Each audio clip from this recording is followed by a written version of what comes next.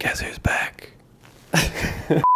So you already know when you see this face, we're going to be talking about fake watches today. This is a 5711 that someone actually tried to consign through Wristcheck, and we caught it during our authentication process. So as always, we're going to cover the dial and hands, the crystal, we're going to look at the thickness of the watch, the weight of the watch compared to the authentic, and obviously we're going to be looking at this movement. This is the area of the watch where we can really see these fake organizations making strides to better replicate these authentic watches, although they're doing a very poor job. And that's my job, is to show you how bad they're doing. So I will start by saying the authentic watch that we have here is a 2018 paper date watch, which means that there have been some updates. There are some differences in these two 5711 models. So if you look at the authentic dial, you'll see a few things that jump out to you. The indexes or batons are actually black polished and they're very, very flat compared to the fake watch that we have here. That's one of the updates that I mentioned. The newer 5711 references have slightly rounded indexes. Same with the minute pad printed spots. These are slightly larger on the newer references, whereas everything else would be very similar throughout the older and newer 5711 models. So this is definitely the best 5711 fake dial that I've seen. It's actually a lot more difficult to replicate these dials than you would think. It is three-dimensional. It has horizontally milled ribs. Those ribs have a sunburst top surface, and it actually fades from a darker blue to a lighter blue towards the center of the dial. The date window is pretty spot on in terms of dimensions. The typeface, there aren't any unnecessary serifs that we've seen on some of the Rolex numerals, for example. And the hands, this is a very good point to mention. The quality of these hands, at first I thought that the hands were pretty remarkable quality on the fake watch, but if you look very closely here, you'll see that the hour hand has two marks on either side of the hand. This is where the technician actually grabbed the hand with tweezers when they were assembling this watch. I can very easily tell that this technician is not professionally trained. They have people that are obviously adequate enough to be assembling these watches, but they're not trained by anyone with any type of traditional background. They're not doing this as professionally as they could. Based on these two marks that I see here, they're not using the right tools or processes, but somehow they're still able to assemble these watches. Clearly not very well, because when we look at the timing results later, this watch is in general a total disaster. Moving on to the crystal. The crystal is something that we've seen that varies in height. This particular watch pretty much gets it bang on. The gasket is not pinched, so they're pressing this crystal into the gasket very well. Obviously they've been replicating these watches for decades now, so they have perfected some of the processes, but the things that matter, they are not even close to getting near what they're producing in Geneva. Now moving on to the case thickness, this is usually an area where the fake watch will run much thicker than the authentic counterpart, because they're not typically using a movement that is the same thickness. And the movement, if you didn't know, is pretty much what dictates the thickness of the case itself. The fake watch is roughly 1/10 of a millimeter thinner than the authentic watch, which may run within the range of other 5711 references. This movement is replicated, it's reverse engineered, but they are achieving the same thickness of movement, which allows them to make roughly the exact same thickness of the case. The case back design on these Gerald Genta design Nautilus watches is a threaded case back, which means if you rotate that case back 90 degrees in either direction, you're actually going to be adding thickness or reducing thickness of the watch. And since we're already measuring the thickness, let's move on to the weight. The weight was something that really surprised me. There are the same number of links on both of these watches. The authentic watch is 112 grams. The fake watch is 111 grams. Which means that there's only 1 gram difference between these two watches, which again, you might take 15711 references with the same number of links, and they might vary in maybe 1 grams just based on how much grease they used or oil or what have you. But the weight of these watches might not be as similar as you would think, even across the board when looking at several authentic examples of these watches. So let's briefly talk about the bracelet. If you watched our 5712 video, you'll see that the links are definitely not as accurate as the ones that we see here. So even when you place the watch on its backside, these bracelets manipulate and act exactly the same. That means they're pretty much manufacturing this 316L bracelet very similarly as the bracelet that's being made in Geneva. But again, the external components is what they've been perfecting for decades, and it's really the movement that we will talk about in a moment that really is already making my blood boil thinking about.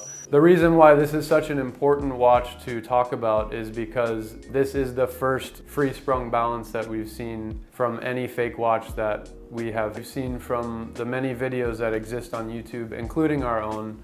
What that is a balance wheel that has inertia weights, and this is a regulating method that's much more modern. Pretty much all Rolex, AP, and Patek modern watches will have inertia weights on the balance wheel, and that means it will not have a curb regulator. So when you look at our other videos, there is this extra part that you're seeing in these watches that is not necessary because that won't be found in the authentic watch. If you look at this balance wheel, it has 4 inertia weights. This is what's called the Patek Gyromax balance wheel. They have several designs. This one in particular for the 324 caliber has 4 inertia weights, and the fake watch has the exact same balance wheel. I have to mention that the flatness and the centeredness of this balance wheel, as you see in this video, is not going to rotate on any level that would pass QC in Geneva, for example. I do want to mention that if you look at the side-by-side, the rotor is something that will jump out immediately to those who have seen the authentic 22 karat. These rotors actually float around the secondary parts market. So you can pretty much easily find this 22 karat Patek rotor and screw it straight onto this movement.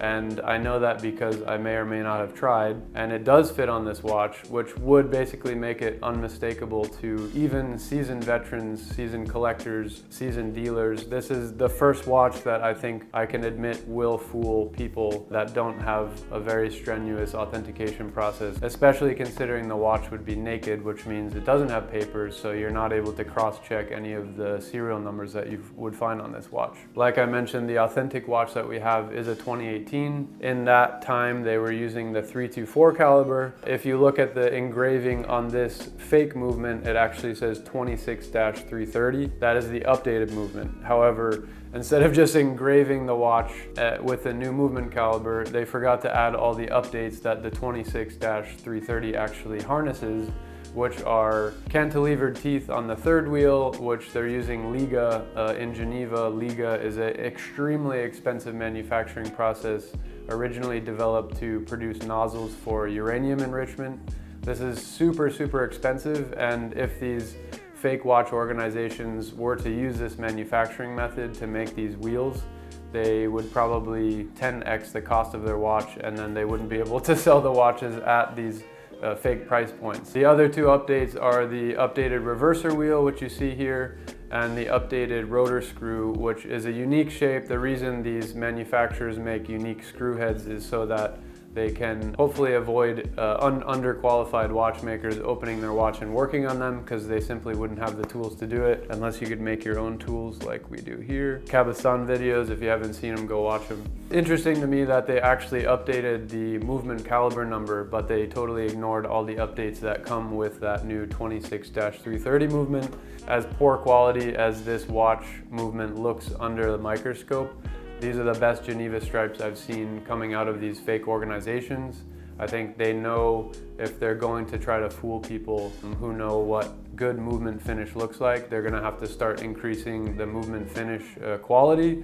This is still like many levels below what's happening in Geneva, and what you see on the authentic watch is generally flawless. Of course, you will see small flaws here and there. There is no perfect watch, but if you compare these 2 side by side, you can see that, I mean, it's really poor quality on a microscopic level into someone who has worked on hundreds, if not thousands, of very high quality watches. It doesn't hold a candle to what they're producing in Europe at the moment. As a watchmaker, I always go to my handy dandy Chronoscope X1, and if you look at these 2 side by side screen caps of the 6-position timing results, I mean, it's almost laughable that this movement that they're spending so much time researching to produce a free-sprung balance, which is really supposed to increase the precision of the movement. As you can see, it is laughable. It has a 200-second delta. If you look at the authentic watch, it has a 5-second delta.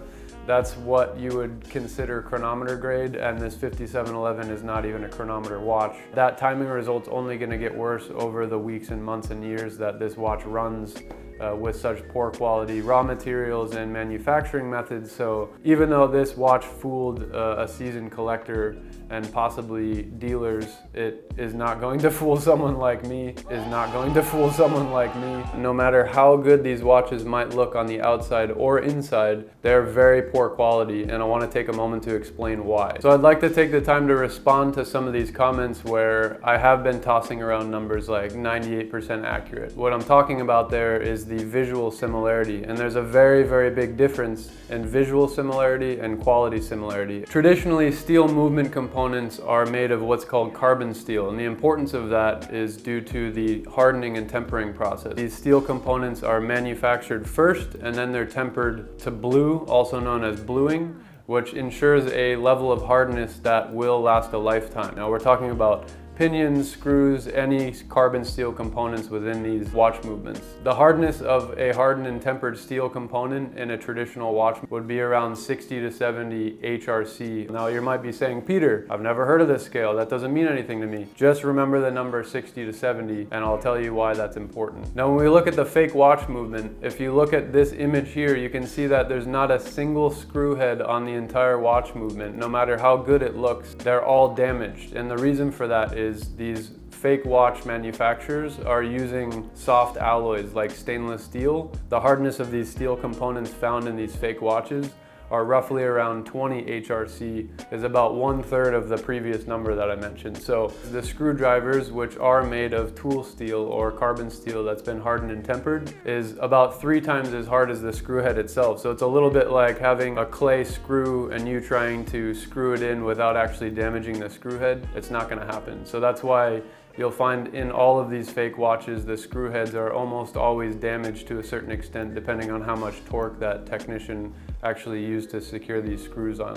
They're not hardening, they're not tempering. That means they're skipping one of the most important traditional steps in watchmaking. If these authentic watches will last you a lifetime, you can very well expect that these fake watches will last you maybe months, years at most, depending on how often you're wearing them. The hardness of the pivots and the pinions are definitely not hard enough for the jewel bearings that they're rubbing up against, as well as the brass wheels that's traditionally used in traditional watchmaking. Brass is around the same hardness as that 20 to 30 HRC, which means that the brass itself will be wearing down the pinions over the course of months and years. And also when these pivots wear and these wheels start to break, good luck finding spare parts and good luck finding a watchmaker with the integrity to actually work on these watches. This is the main reason why the cost and the price of these watches are so low. So any of you with the delusion that believing that this fake watch is even remotely similar to the quality of its authentic counterpart is sorely mistaken. So the point we're trying to drive home is, instead of buying 1, 2, or 3, or sometimes 5 or 10 fake watches, which we've seen in these fake watch collections, you could instead buy a very nice Swiss or German watch like a Tag Heuer, a Nomos, a vintage Rolex, Bell & Ross, Longines, Breitling. These are all watches that have traditionally manufactured movements that will stand the test of time, unlike these fake watches that you see here. So hopefully those are enough points that prove how poor quality this watch is. No matter how deceivingly similar it may look, it is nowhere near the quality of its counterpart that is produced in Geneva. Like we said, this particular watch was naked. There were no papers or box that came with this watch, but it is a good time to point out that Patek papers are hands down the most replicated accessory or document that we find in the secondary market. Let us know if you want us to cover that in a future video. We have a lot of fake watches that come through our consignment process and we catch it during our authentication. We just want to make this secondary watch market a safer space, one video at a time. As always, hit that like and subscribe button and we'll see you at Wristcheck.